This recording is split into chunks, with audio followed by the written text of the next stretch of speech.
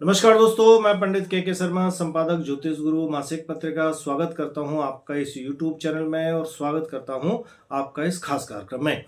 इस खास कार्यक्रम में हम आपके समक्ष समय समय पर उपस्थित होते हैं। बहुत ही ज्ञानवर्धक, रोचक और जिज्ञासु विषय के साथ हम बात करते हैं धर्म, अध्यात्म, ज्योतिष, वास्तु आदि इस तरह के विषय की।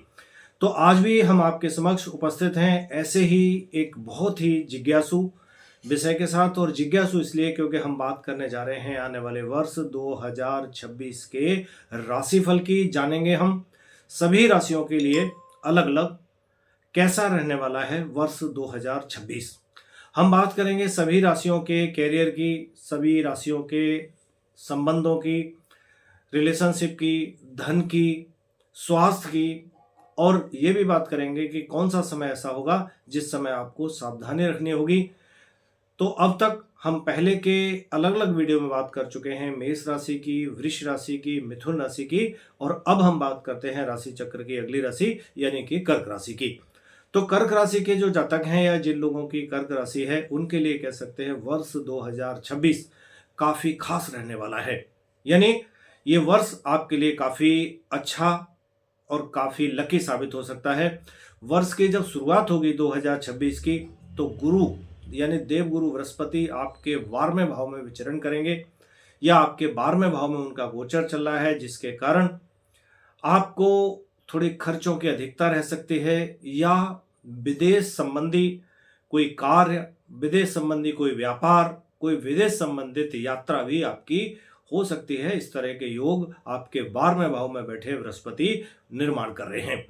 यात्रा कह सकते हैं आपकी पढ़ाई या कोई किसी तरह की आने वाले समय के लिए कोई योजना है उसको लेके हो सकती है, लेकिन कुल मिला के ये कह सकते हैं कि खर्चे आपके होंगे वो इस समय थोड़े ज़्यादा रह सकते हैं। इसलिए ध्यान ये रखना होगा कि अपना बजट बनाकर, एक बैलेंस बनाकर आपको चलना होगा आवक और जावक के बीच में, यानी कि आमदनी, पैसों की प्राप्ति और खर्चों के बीच में एक नियंत्रण बनाकर चलें इस समय पर, क्योंकि विदेश से संबंधित या यात्रा से संबंधित है। साथ में खर्चों के लिए भी ये समय आपके लिए अधिकता देने वाला होगा।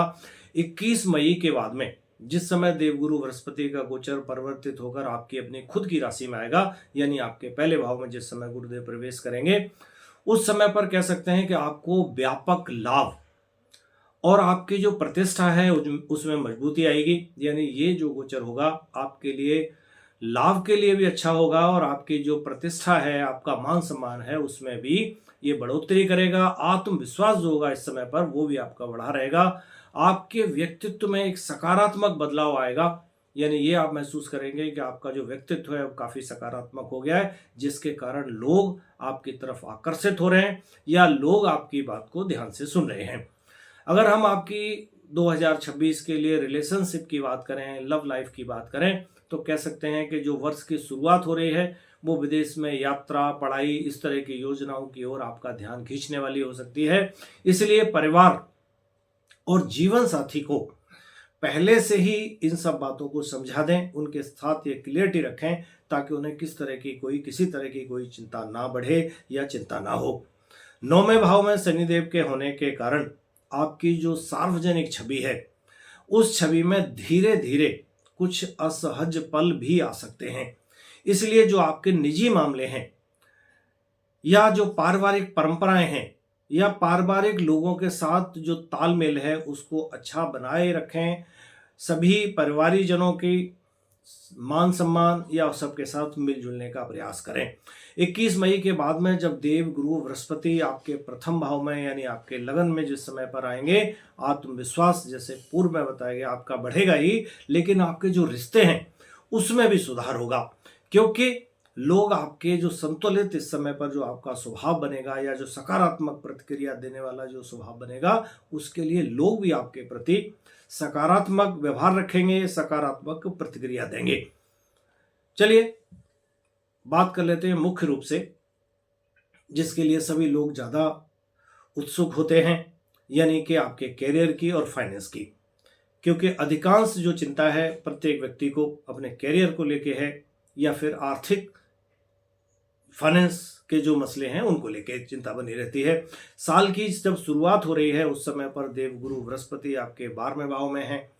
यानी उसके कारण से क्या होगा कि जो खर्चे होंगे, यानी विदेश से संबंधित एजुकेशन आदि, पढ़ाई आदि आप विदेश में करना चाहते हैं, इस तरह की चीज़ों पर आपका व्यय बहुत ज़्यादा होगा, जिसके कारण हो सकता है आप आर्थिक थोड़ी सी कहेंगे अभाव महसूस कर सकते हैं या कमी महसूस कर सकते हैं। तो ध्यान ये रखना होगा कि हर चीज़ की प्रायोरिटी सेट करें कि पहले कहाँ खर्च करना है, या ये कह सकते हैं कि पहले एक योजना बनाएं कि जो मेरे पास पैसा है उसका कितना भाग कहाँ पर इस्तेमाल करना है, और जो खर्चे क्योंकि पढ़ाई को लेके या विदेश यात्रा को लेके होने वाले हैं उनको कहीं दूसरे क्षेत्रों में कमी करके उसको पहले से ही अगर बैलेंस बना के चलेंगे तो अचानक जो बढ़े हुए खर्चे हैं उनसे आप एक तरह से असहजता महसूस नहीं करेंगे। यानी कि कुल मिलाकर कह सकते हैं कि आप एक बैलेंस बना के चलिए, एक बजट बना के चलिए, ये आपके लिए हितकर होगा। और 21 मई के बाद में जब देवगुरु बृहस्पति आपके अपने खुद की राशि में आएंगे, यानी आपके लगन भाव में आएंगे, यानी ये आपके प्रथम भाव में आएंगे, उस समय पर कुल मिलाकर कह सकते हैं आपको लाभ भी होगा, प्रतिष्ठा की बढ़ोतरी होगी, और आपका जो काम काज है, जो भी आप काम करते हैं, व्यवसाय है या आप कहीं जॉब करते हैं, वहाँ पर भी आपके लिए सकारात्मक रिजल्ट मिलेगा, सकारात्मकता वहाँ बनी रहेगी। वहाँ पर जो आपके सहकर्मी होंगे या जो अगर आपका अपना व्यवसाय है तो वहाँ जो आपके कर्मचारी होंगे, अगर आप जॉब करते हैं तो जो आपके बॉस होंगे या सहकर्मी होंगे, उनका जो व्यवहार होगा वो आपके प्रति सकारात्मक रहेगा। यानी कह सकते हैं कि कार्य क्षेत्र आपके लिए उस समय पर सकारात्मक हो जाएगा। मई के बाद में जो आपकी बढ़ी हुई प्रतिष्ठा है, यानी कह सकते हैं कि गुरु के कारण जो आपकी प्रतिष्ठा बढ़ रही है उसका उचित इस्तेमाल करिए। यानी कि किसी तरह का कोई अवसर, किसी तरह का लाभ आदि मिलने की संभावना है तो वहां पर आप उसका इस्तेमाल करके लाभ प्राप्त कर सकते हैं। लेकिन ध्यान ये भी रखना होगा कि किसी भी तरह के डॉक्यूमेंट या दस्तावेज हैं उनको संभाल के रखें।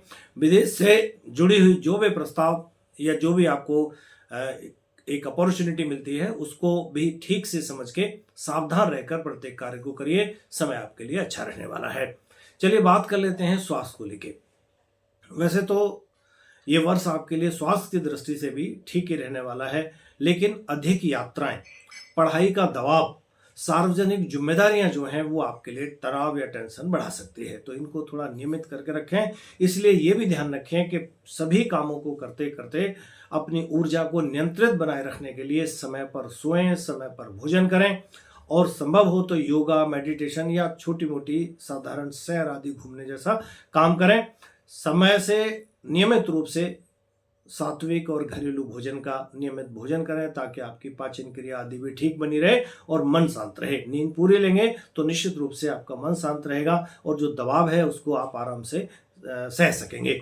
मई के बाद में जब देवगुरु बृहस्पति आपकी प्रतिष्ठा को मजबूत करेंगे, ऐसे कह सकते हैं उस समय का बहुत ही शांति के साथ अच्छा उपयोग करिए, आराम भी करिए। छोटे छोटे नियमित जो अभ्यास हैं उनको स्वास्थ्य को ठीक रखने के लिए करते रहिए। अगर किसी तरह की कोई असुविधा महसूस होती है तो रूटीन चेकअप या एक्सपर्ट की सलाह लीजिए। यानी कुल मिलाकर कह सकते हैं कि अगर थोड़ा थोड़ा सा ध्यान रखें, एक्सरसाइज आदि करेंगे तो स्वास्थ्य की दृष्टि से भी कोई बड़ी समस्या इस वर्ष आपकी नहीं दिखती। अब हम बात कर लेते हैं कि आपके लिए समय कौन सा ज़्यादा शुभ है। वैसे तो पूरा ही वर्ष आपके लिए लगभग ठीक रहने वाला है, अच्छा रहने वाला है, लेकिन फिर भी आपके लिए यानी कर्क राशि वालों के लिए मई, जून और जुलाई और नवंबर ये माह आपके लिए बहुत ज़्यादा सकारात्मक या शुभ और अच्छे परिणाम देने वाले रह सकते हैं। सावधान रहने वाले जो महीने होंगे उनमें कह सकते हैं जैसे जनवरी है, फरवरी है, मार्च है, अप्रैल है और अक्टूबर है, ये कह सकते हैं मतलब बहुत ज़्यादा खराब नहीं है लेकिन बहुत ज़्यादा शुभ नहीं कहे जा सकते। यानी मिले जुले परिणाम, मिले जुले रिजल्ट, मिले जुले प्रतिक्रिया इस तरह की आपको इस समय पर मिलेगी। और एक तरह से कह सकते हैं इस साल को पूरा शुभ बनाने के लिए अगर मैं कुछ देख पा रहा हूँ तो वो सिर्फ ये है कि आप अपना आर्थिक जो मसला है यानी जो पैसों की आवक आमद है उसको थोड़ा सा बैलेंस बना के रखें, क्योंकि विदेश यात्रा या पढ़ाई आदि के लिए विदेश जाने से कई बार क्या होता है कि आपका बैलेंस बिगड़ सकता है। तो आप पहले से ही क्या करिए कि अपनी कमाई या अपनी जो इनकम है उसका एक हिस्सा जो यथासंभव हो सकता है उसको बचत के रूप में आप उसको रखिए, ताकि आने वाले समय में जब आपको अभाव महसूस हो, कमी महसूस हो, तो वो जो आपने पूर्व में बचाया हुआ हर महीने जो पैसा है वो आपके सही इस्तेमाल में आ सके या उस समय पे होने वाला जो तनाव है उसको कम कर सके। अगर आपने हमारा चैनल अभी तक सब्सक्राइब नहीं किया है या आप हमारे चैनल पर नए हैं तो तुरंत सब्सक्राइब करें, साइड में लगे हुए बेल आइकन को दबाएं ताकि ऐसी ज्ञानवर्धक रोचक जानकारियां आपको समय रहते मिल सके। हम अलग अलग राशियों का राशिफल देंगे ही 2026 का सभी राशियों का, साथ ही हम अंकों के आधार पर भी सभी 1 से लेकर 9 तक के जो मूलांक हैं या जो भाग्यांक हैं उनके लिए भी कैसा रहने वाला है वर्ष 2026 वो भी आने वाले अलग वीडियो में देंगे। तो आप सब्सक्राइब करें ताकि आपको वो समय रहते जानकारी मिल सके या वीडियो आपको प्राप्त हो सके। आज के लिए इतना ही, आगे फिर उपस्थित होंगे बाकी बची हुई जो राशियां हैं उनके वीडियो लेके। तब तक के लिए आज्ञा दें, नमस्कार।